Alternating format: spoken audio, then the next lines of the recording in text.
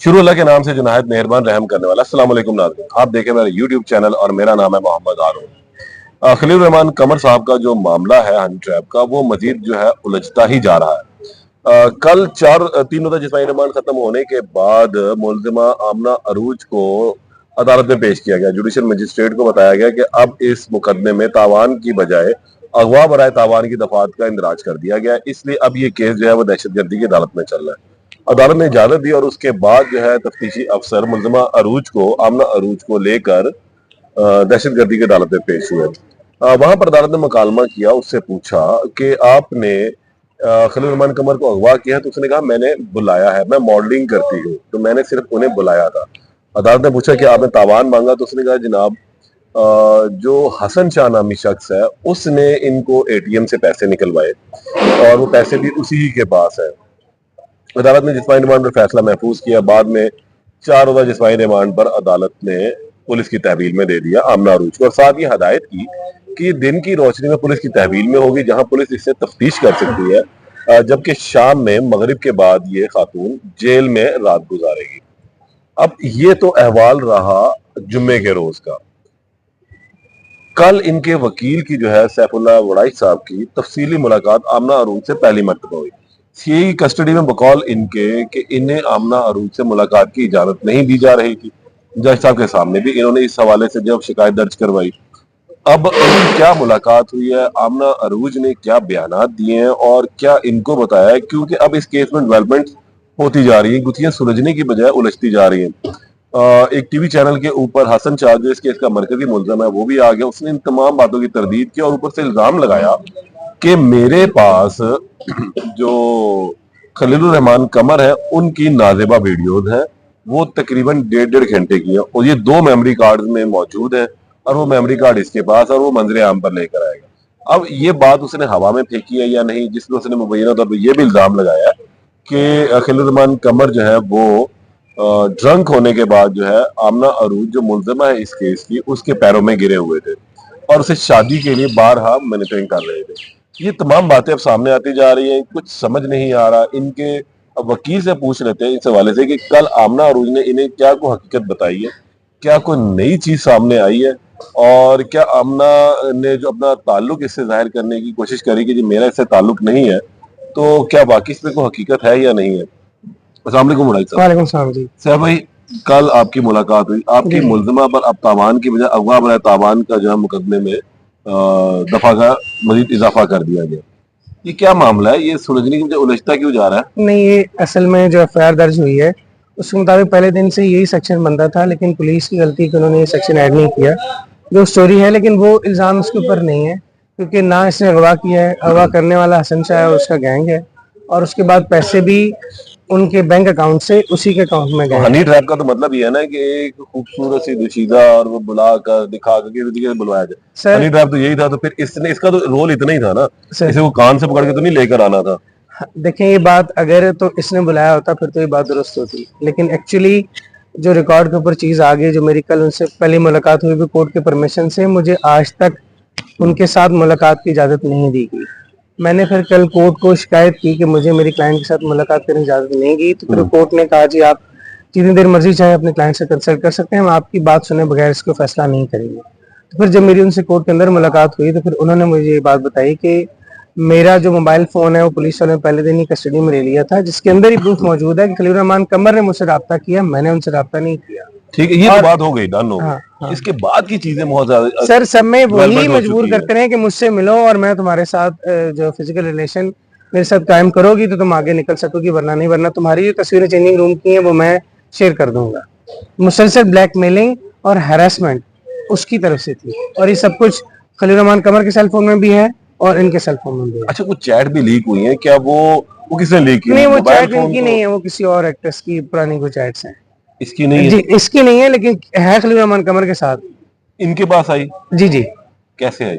नहीं, इनके पास उनके पास किसी और बंदे ने लीक की है। वो किसी और बंदे, इनके पास भी जो 3 लड़कियां और हैं, जिसमें बद्दम अली की लड़की है और 2 लड़कियां और हैं जिनके साथ इन्होंने ज्यादती भी की है, और एक जगह पे मुकदमा में रजिस्टर होने लगा था तो उन्हें 20 लाख रुपए देके जान छुड़ाई है। जब खलील रहमान कमर, ये आपको किसने कहा? ये क्लाइंट ने बताया। आमना अरूज ने बताया क्या बताया उसने? कि एक FIR 376 की रेप के खिलाफ दर्ज होने लगी थी, जो इन्होंने किसी खातून से ज्यादती की थी, तो फिर 20 लाख रुपए देकर सुलह की थी। ये कब का वक्त हुआ? ये तकरीबन इसको 1 डेढ़ साल हो गए। अच्छा। हाँ, लेकिन वो सारे जो डाटा है वो फोन के अंदर है, जो फोन पुलिस वालों के पास है। उसके अंदर वो वीडियो मौजूद है, इसमें खलील रहमान कमर शराब के नशे में जो है वो आमना अरूज से गैर अखलाकी हरकतों की डिमांड कर रहे हैं। जो वीडियो CCPO, DIG, DSP और IO ने खुद देखी है, और देखने के बावजूद उसको रिकॉर्ड के ऊपर नहीं लाए, सिर्फ डिसऑनेस्ट तफ्तीश करने के लिए और इलीगल फेवर करने के लिए खलील रहमान कमर को, वरना असल इसमें मुजरिम खलील रहमान कमर है, जिसने ये काम शुरू किया, उसने ब्लैकमेलिंग शुरू की, जिसकी वजह से आमना अरूज ने ये मामला अपने कुलीग के साथ डिस्कस किया कि वो मुझे ब्लैकमेल कर रहा है। तो उन्होंने कहा जब वो अब आए तो हमें बताइएगा। तो इन्होंने इन्फॉर्म फिर भी नहीं किया। सेल फोन मौजूद है, उसका डाटा भी मौजूद है, उन्हें खुद कहीं से इन्फॉर्मेशन मिल गई तो वो उस वक्त ऊपर से आगे ने बुलाया मेरा एक नहीं। सवाल है सैफ साहब, जी जी बल्कि हमारे देखने वाले नाज़रीन का भी सवाल है। जी हम ये बात बारहा मर्तबा कर चुके हैं कि खलील रहमान कमर साहब की 1.5 घंटे की 2 वीडियोस मौजूद है, जी और जो हसन शाह नामी मुल्ज़म है उसने भी एक प्रोग्राम के अंदर, एक न्यूज है उसके अंदर अपना ये कहा कि मेरे पास 2 मेमोरी कार्ड है, या एक मेमोरी कार्ड है, उसमें 1.5 घंटे की 2 वीडियोस मौजूद है, जिसमें खलील रहमान कमर साहब उस खातून के पैर चूमते हुए नजर आ रहे हैं, वो ड्रंक है। आप भी यही बात कर रहे हैं, वो जी। वीडियोस मौजूद है, जी वो आला पुलिस अफसरान ने भी देखी। जी बिल्कुल। सर ये वीडियोस बना कौन रहा था, मुझे ये ये आमना उरूज ने वीडियो बनाई है। क्यों बनाई? इसलिए कि वो प्लान था? नहीं, प्लान ये था कि आमना उरूज को ब्लैकमेल कर रहा था, तो इन्होंने प्रूफ बनाने के लिए कि मैं इनको इंस्टिगेट नहीं कर रही, ये मुझे कर रहे थे। प्रूफ करने के लिए उसने भी एक प्लान किया कि मैं अब इसको जो है इस तरीके से जो है वो ट्रैप करती हूँ, और फिर जो है मैं ये वीडियो सर आप बनाऊंगी, और समझ मैं ले, कल इसको एक खातून रोड पे जा रही है, उन्हें कोई बंदा डकैती करने लगता है तो वो अपने मोबाइल ऑन करके उस वीडियो बना लेती है। It is just like that. इतना टाइम डकैत देता हो जाता है, डकैती सर करनी हो हो जाता है। इतना टाइम? ये तो हनी सर, ट्रैप के अंदर इतना टाइम मिल सकता है कि आप पूरा प्लान करें, और हनी ट्रैप के लिए कि जनाब अब इसने मेरी ये वीडियो इसके पास आ गई है, और उसने वो वीडियो देखी भी नहीं है, बकौल आमना जी जी के ऐसे ही है। उसने ये अपनी वीडियोस नहीं देखी, जी जी वो सिर्फ क्लेम करती है, ऐसा ही है। जी ऐसे ही। तो फिर उसने ये क्यों प्लान कर लिया कि जनाब मैं इसको शराब भी पिलाऊंगी, और फिर ये मुझे इस तरह ट्रैप करने की कोशिश नहीं, करेगा? शराब उन्होंने नहीं पिलाई, वो खुद पीकर आए हुए थे। घर से पीकर आए जी थे? जी, वो खुद पीकर आए हुए थे, और इन पर आके लट्टू हो गए? पहले से ही लट्टू हुए हुए थे सर। फिर इनके पास आए हैं तो उनको जब तो ये तीसरा बंदा कौन है वीडियो बनाने वाला?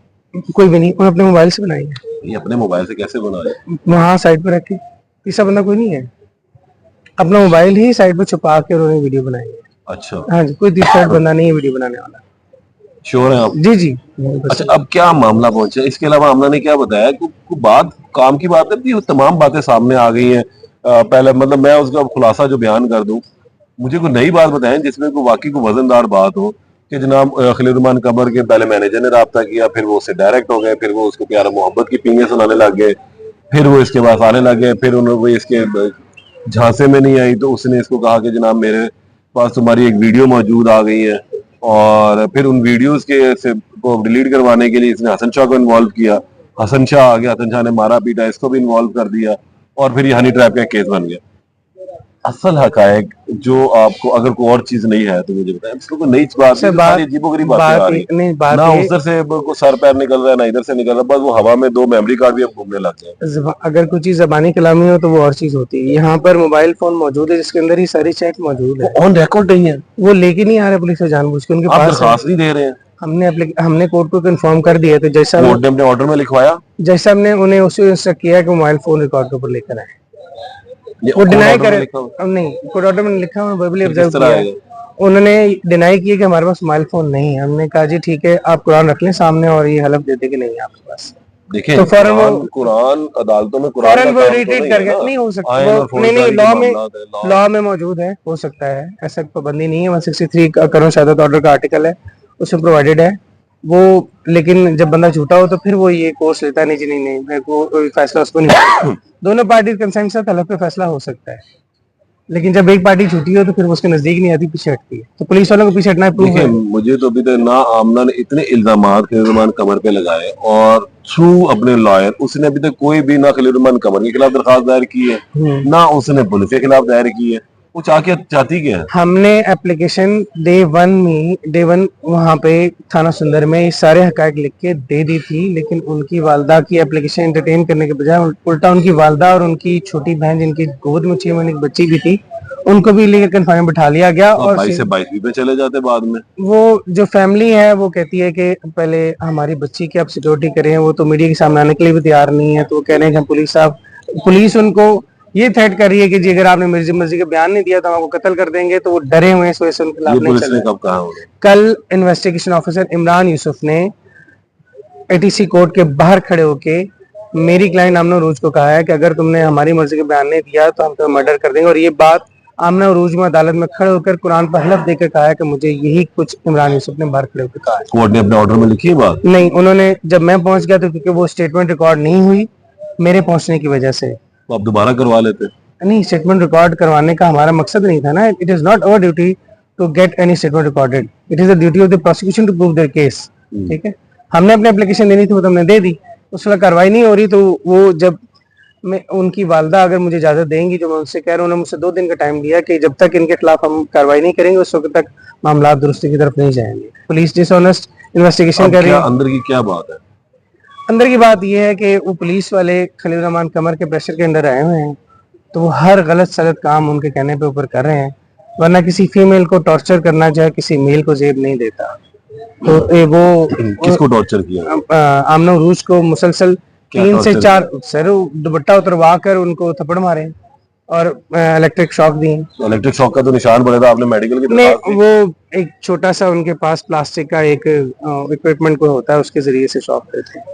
अच्छा। मैं जब थाने में उनकी वालदा को और बहन को लेने गया था तो उस वक्त भी मेरे सामने डीआईजी साहब ने विदाउट एन एफआईआर उनकी इंटरोगेशन वो कर रहे थे, अरेस्ट होने की भी इंटरोगेशन कर रहे थे, तमाम मुल्ज़िमान कानून की तो खैर ये इजाजत देता है इलेक्ट्रिक शॉक देने का। नहीं कि आप इन्वेस्टिगेशन कर सकते हैं अगर नहीं, किसी बंदे को after इल्जाम FIR की हद तक है ना। Sir after FIR, before FIR कोई इंक्वायरी कोई इन्वेस्टिगेशन लॉ में एग्जिस्ट ही नहीं करती। नहीं, एफआईआर में भी तो ये कंफर्म नहीं ना इजाजत में है आपके पास कि आप हर हाल में बंदा गिरफ्तार कर लें। जी ऐसे ही है, ऐसे ही है ऐसे ही है, ऐसे ही एफआईआर का मतलब हरगिज ये नहीं कि आपने बंदा अरेस्ट करना है। है। जी जी एफआईआर का तो मतलब फर्स्ट इंफॉर्मेशन रिपोर्ट है, जी ऐसे और ही आप इसके अकॉर्डिंगली किसी शख्स को बुलाकर उसे गपशप तो कर जी, जी। सकते हैं, सबकी इन्वेस्टिगेशन कर सकते हैं। इंटरोगेशन की तो उस वक्त मेरे सामने वो रॉड लेकर गए वहां से आईओ के रूम से। अच्छा, हाँ, I am witness to it. और किस चीज के विटनेस है आप? फिर वो देखिए फिर भी किया तो फिर भी उसकी तो कोई दरखास्त हो आप देते ना, अपनी दरखास्त मेडिकल एग्जामिनेशन का ऑर्डर कोर्ट ने कर दिया था, लेकिन उन्होंने उनको टॉर्चर इस किस्म का किया ना कि जो चीज सामने को निशान ना आए। थप्पड़ मारने का मेडिकल क्या होता है सर? जब तक वो स्कार नहीं आएगा, जब तक ऊपर और स्किन रप्चर नहीं होती उस वक्त तक मेडिकल नहीं होता। आपके हेड में भी इंजरी है और अगर से स्किन रप्चर हुई 337A1 बनता है, इसकी एफआईआर नहीं होती। ठीक है, ऐसे ही। बाकी बात हमने कोर्ट को इन्फॉर्म कर दी है, उन्होंने उन्हें इंस्ट्रक्ट कर दिया कि अगर अब बच्ची ना आके मुझे कोई बात बताई तो मैं तुम्हारे खिलाफ इंक्वायरी करवाऊंगा। आपकी अब ड्यूरिंग इन्वेस्टिगेशन को मुलाकात हुई है आज? नहीं, कल नो नो कोई मुलाकात नहीं हुई? नहीं, उनके जो लवाकिन हैं वो कल गए थे, मिलके आए हैं। तो वो आईओ साहब कह रहे थे कि आपके वकील साहब ने मेरा नाम कोर्ट में क्यों लिया है, अभी भी वो थ्रेट कर रहे हैं। अच्छा, स्टिल हुई इज डूइंग इट। अब आप क्या समझते हैं सुलह का रास्ता बीच में आना है किस तरह होना है? अगवा बरा तावान का केस ये बन चुका हुआ है, ये तो 6 महीने इसकी जमानत ही नहीं होती। ऐसी बात नहीं है, देखिए बात ये होती है कि किस बंदे का क्या किरदार है।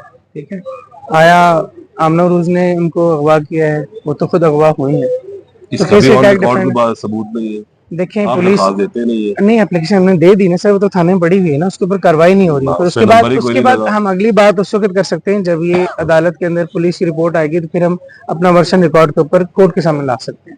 जब पुलिस आपका वर्षन रिकॉर्ड पर लाने के लिए तैयार नहीं है तो you have only option that you bring your all your version on record before the court.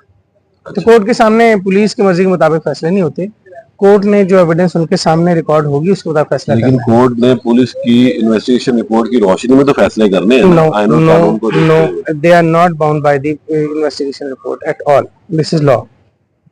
नहीं तो फिर अदालत ने किस चीज पे फैसला करना? नहीं, वो उस चीज पे के ऊपर कि जब रिपोर्ट आती है फिर वो प्रोसिक्यूशन एविडेंस तलब करते हैं, एविडेंस के साथ ही चीजें तो होंगी। वही जो कोर्ट में स्टेटमेंट होगी उसके मुताबिक फैसला होगा, पुलिस की रिपोर्ट के मुताबिक नहीं। पुलिस ने जो स्टेटमेंट लिखी है उसके मुताबिक भी नहीं होगा।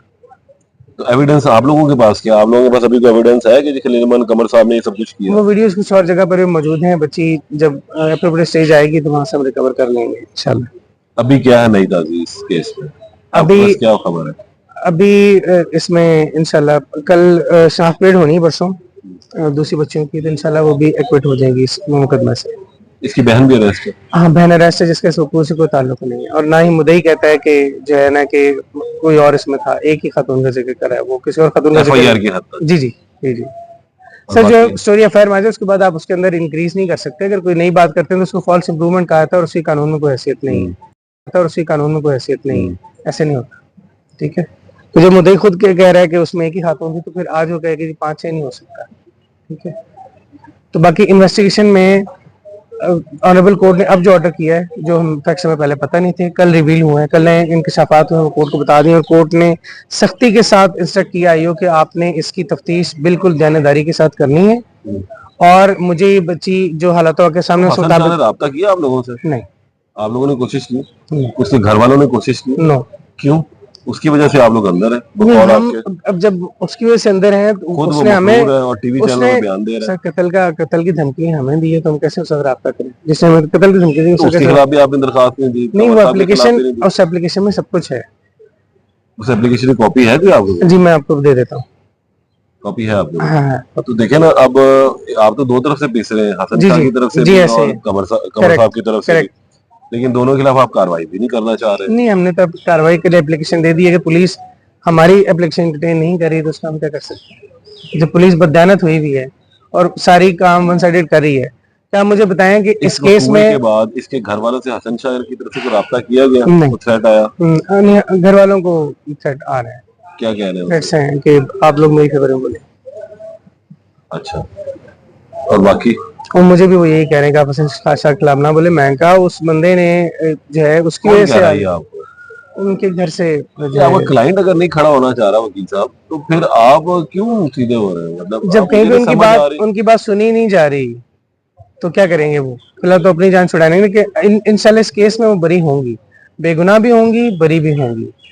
अब जो ऑर्डर हो गया है, पहले तो हमें फिर कौन निकलेगा? खलील रहमान कमर, कैसे?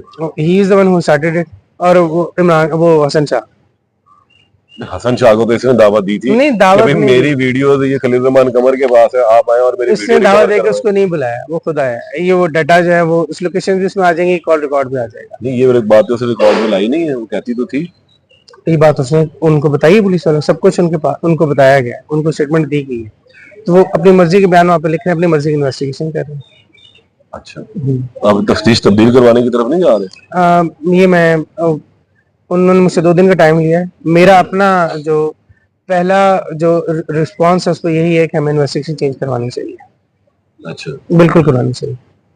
तो ये आप अपने क्लाइंट से पूछने के बाद मुझे उनकी मंडे तक इजाजत का के टाइम बाद लिया, जी जी देंगे। जी, मंडे तक का टाइम उसने मांगा है। अब इसमें तो फिर वही पुरानी बातें ही रही सारी, जी जी, नया तो कुछ नहीं आया। नहीं नया देखें, हमें इस बात का पता नहीं था कि वो फिजिकल टॉर्चर हो रही है और उसे थ्रेट किया जा रहा है, थ्रेट करके उससे under duress coercion of pressure अपनी मर्जी का बयान दिलवाने की कोशिश की जा रही है। हमने इन हालात को वाकई करें, और ये भी कि सीसीपीओ ये बात डीआईजी उसने कोर्ट को कही, ऑन रिकॉर्ड है, जी जी, कोर्ट ऑर्डर में है। कोर्ट ऑर्डर में नहीं है, लेकिन ये बात कोर्ट में जैसा ये तो इल्जाम ही हुआ ना वकील जी साहब, जी आप भी समझते हैं जी जी कि एक बंदा कहता है जी मुझे ये मारने की धमकियां दे रहा है और फिर उसका सबूत भी कोई नहीं है, जी जी। और मुलजिम भी है वो। देखें, कत्ल के मुकदमे में भी, सर वो मुलजिम भी है ना, कत्ल के मुकदमे में भी गवाह ही होते हैं, कोई तहरीरी सबूत नहीं होता। गवाह तो होते हैं हाँ, ना, तो इसका गवाह कौन है? खातून जो खुद विक्टिम है, जिसको वो ये बात कह रहा है, तो वो आगे वही कौन कह बोल रही रही है, है ना, उसने आगे अरेस्ट जैसा वही कर रही है। जैसा बताया, तो जैसा हमने उसको कह दिया है कि अगर बच्ची ने मुझे आके बताया अब कि तुमने ऐसे फिजिकल टॉर्चर किया है, तो फिर मैं तुम्हारे खिलाफ इंक्वायरी होल्ड करवाऊंगा और you will have to face the consequences. अब इसको कब दोबारा पेश करना है? ये ट्यूसडे वाले दिन।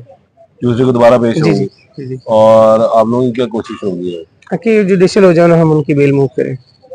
अच्छा, हाँ, पहले भी 8 दिन हो चुके हैं उसको कस्टडी में, उसके बाद ये 4 दिन हो गए, 12 दिन हो गए, और मोबाइल फोन पहले से उनके पास मौजूद है ना, इससे कोई रिकवरी नहीं है, पैसे तो उसने लिया नहीं है ना इसके पास है।